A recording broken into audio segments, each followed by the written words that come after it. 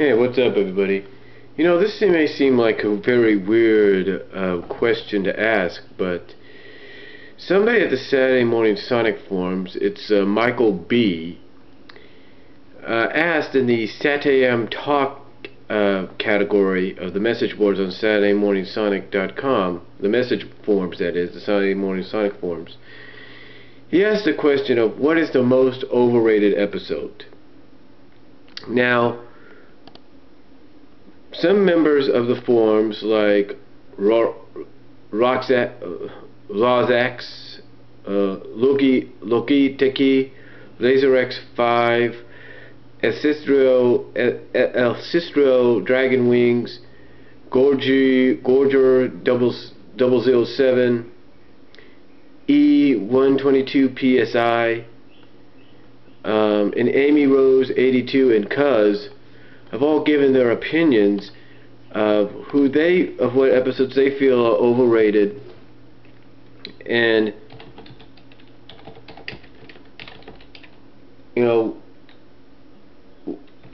and why basically they're overrated. Honestly, I can't really, in my honest opinion, folks, and I'll be posting this on the Saturday Morning Sonic forums and maybe some other places, who knows.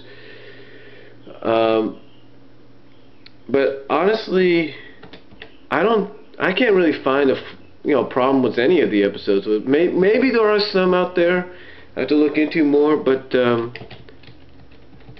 I don't really see anything wrong with a lot of them. I mean, some of them that they mentioned, yeah, I'll give them credit on that. Okay, I'll admit, maybe Harmonic Sonic is, kind of like an out there episode, mostly a rotor Sonic episode, if you will. But I have to take something off of what one of the people said on here when they talked about Sonic and the Secret Scrolls being overrated. I like Sonic and the Secret Scrolls. Don't get me wrong, I like that episode. I thought, depending on how it was viewed originally, I thought it was either a good finale to the season or it was a good middle episode, or whatever you want to call it.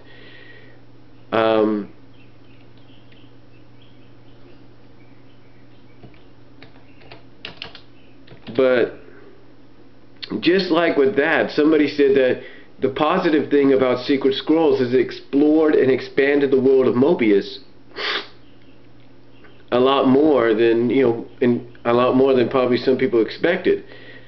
But for me, Harmonic Sonic, in a way, even though it was kind of like one of those weird out there episodes, to me kind of expanded the planet even more so.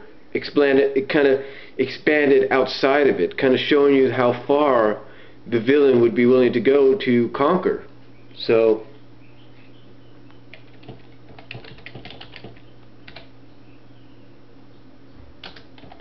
that, to me, that's a positive Harmonic Sonic. I mean, yes, it's kind of one of those out there episodes and all that, but still, it did explore the beyond how far like a villain would willing to go to try to conquer, and how far the heroes, the freedom fighters in this case, would have to go.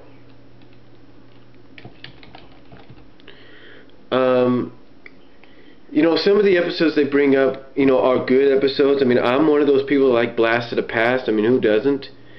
And to me, Blast of the Past, I admit there might be some flaws there. Maybe I just don't notice them because it's so good. It's written so well. I'd say probably the only major flaw of Season 2 is some of the episodes, to me, are kind of like should have been placed in a different order. I mentioned this earlier in a video where I talked about the two episodes with the two 11-minute cartoon shorts in there. I mentioned that those could have been done better, sort of like back to back, week after week, instead of like randomly after one, like one was after Blast of the Past, Part 2, and then the other was after The Void.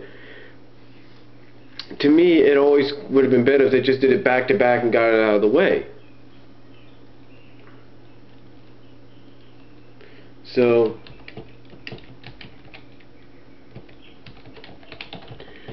to me, that's what they should have done.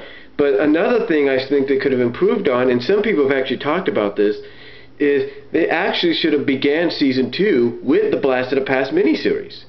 It would have worked out that way, because then would have had a good clue as to why this is happening, and it would have led us straight into the rest of the season, kind of giving us already an idea of why this was going on, why Robotnik had done what he did, and so on and so forth. I mean, some people don't mind exactly where it's at.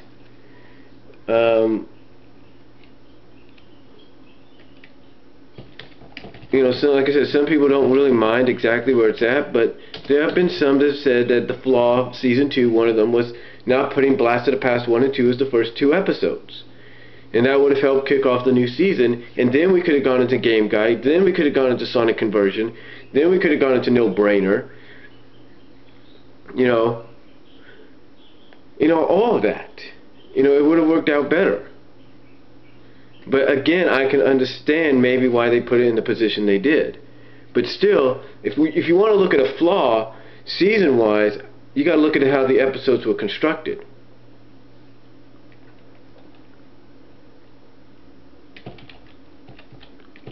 And presented. I'm sorry if I'm kind of going back and forth here. I'm working on my, typing up my mom's, one of her college papers. Basically, it's a response paper she has to do to another online student. But anyway,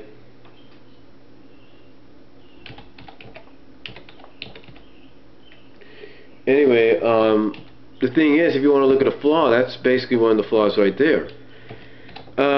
If I was to pick one episode so far, besides maybe Harmonic Sonic, I'd have to go with maybe, and this is just me, but maybe I'd have to go with No Brainer. And the reason for that is, some people might think would say it's good because it kind of shows the other fighters and everything kind of have to now fight off against Sonic and all that, or try not to fight off against him, but kind of prevent him from finding out where they are and giving away the location and stuff like that. So I think that's kind of, I think in a way it's still a little overrated. To me, it does have its moments, but come on, Tails. I like Tails. Who doesn't? But him being able to get to the power ring pull in almost a fraction of the time it takes for the power ring to come up and then go back down is. You're kind of saying that you're basically saying there he's just as fast as Sonic in the air as Sonic is on the ground, and maybe that's true, but again, to me, I think it has its flaws. A power ring being able to restore Sonic, yeah, I get that. So, but still, it's just one of those things that I think, well, even though it gives Snively his moment, if you will, as a villain, it makes him look like a complete jackass in the end, because he's basically allows him. Unlike Robotnik at least knows when to leave and get out of there. Snively just allows Sonic to take the mind wipe control and wipe his mind. Like it's nothing. It's to me it's.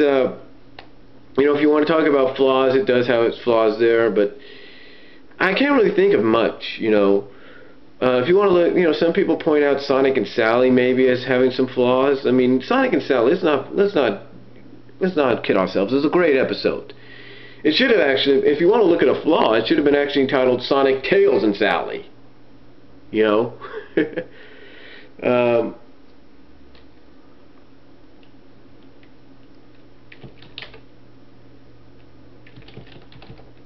But,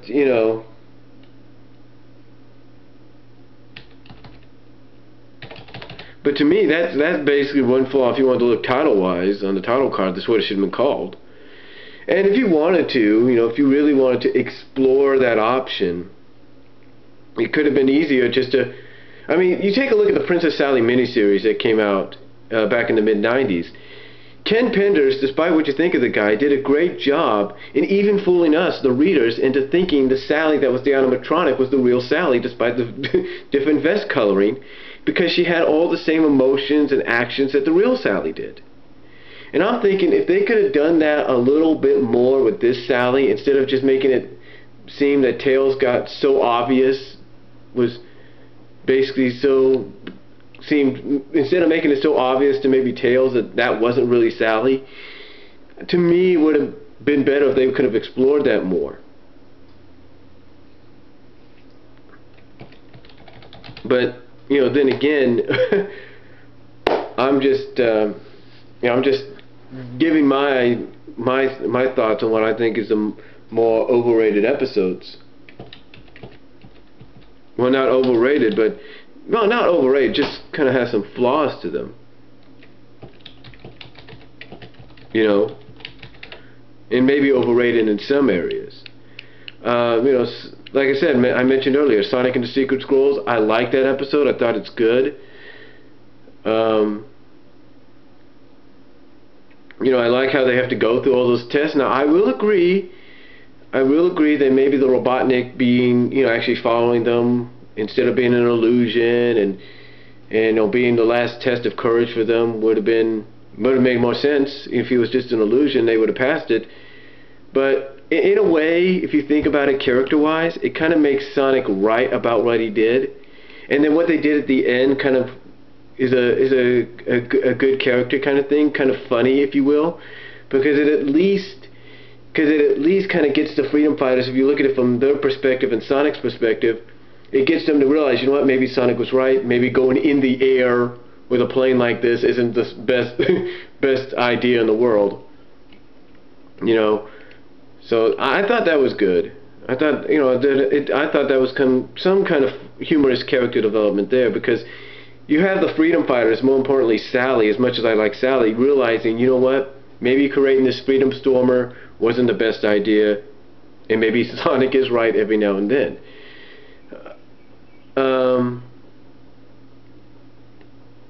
You know, I can't really say what else could be a flaw, if you will. Just checking my time there. If you want to look in the second season, maybe, let's say, you know, Dulcie, maybe. I mean, all of a sudden in this one episode she starts having all these strange mood swings. Well, not mood swings, but these strange spells and all that just happening out of the blue. And you'd think, okay, you got an entire season since the first episode with this character, and yet you've never explored it until now. You could have built it up a little bit, right? But yet it just comes out of the blue. Now, I admit, it's good character development for her, because it at least gives us an idea of why this is happening to her and how she got her powers, in a sense. So, you know, to me, like I said, the only flaw I would see there, or to make it overrated, is just comes out of the blue, you know. Now, some people would talk about, you know, Sonic Boom and how